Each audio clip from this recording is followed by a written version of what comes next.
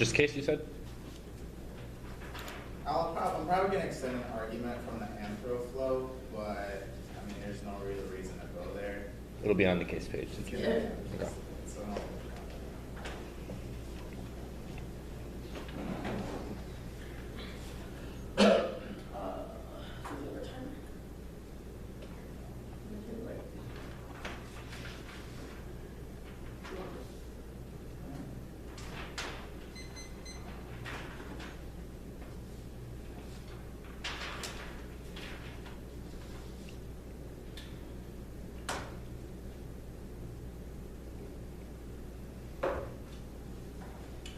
all right. We good?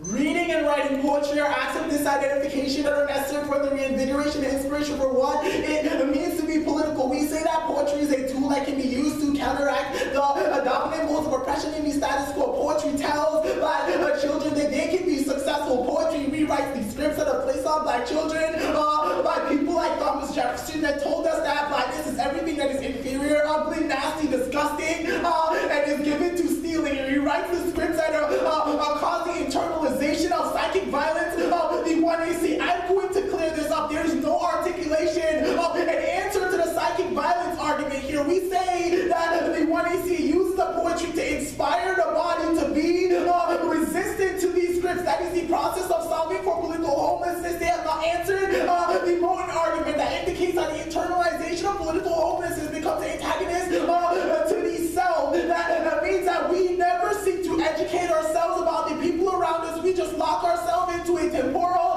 position of non-change, which is the internal link to changing the mindset of ableist rhetoric, which is uniquely the argument we're going for about the punishment paradigm, about education. Education is not currently accessible to the black body because of political homelessness. We have not answered this argument. We uniquely resolve that internal link. The biggest impact of the 1AC is the gratuitous violence impact and the psychic violence impact. We indicate that because of the psychic violence, gratuitous violence happens. We have internalized scripts. So we go out there, we don't know how to attack the political, so we position ourselves in places that make us get attacked by the police and killed. Mike Brown, for example, proves that. Wilson proves the political spectrum. We must engage because we are criminalized. That adultization argument literally wins us around. When you get up here and you blame me for the ills of civil society, you literally spill the violence of criminalization to the debate space. When you say that when I perform, it's literally like getting up here and saying, talking about a fucking movie, you call my life a movie. That's like you saying that would you, Joe Sats, tell Lenny that his fucking life's a movie, or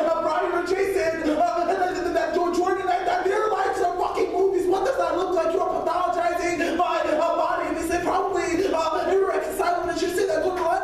You make the argument specifically about the white gaze, but we say that we resolve the white gaze by our poetry. We do not internalize these scripts that are placed upon our bodies. You say ableist gaze, I know it's true. You can see the punishment paradigm now because your argument disidentifies education because you make people think that backlash is unnecessary. They become angry that they are lost around and they never are actually educated, but instead they go out to commit acts of violence against these disabled people because they see the ballot as the reason why they're lost. You're not answering the punishment paradigm. That literally rid us around. You conceded. One of your argument apologies are irrelevant and useless because they wouldn't fix the system. But we stopped using the metaphor, but you yourself use the metaphor because even your cards use the same metaphor, which proves that it is inevitable. It's a question of how we attach it. Literally, we say that the system causes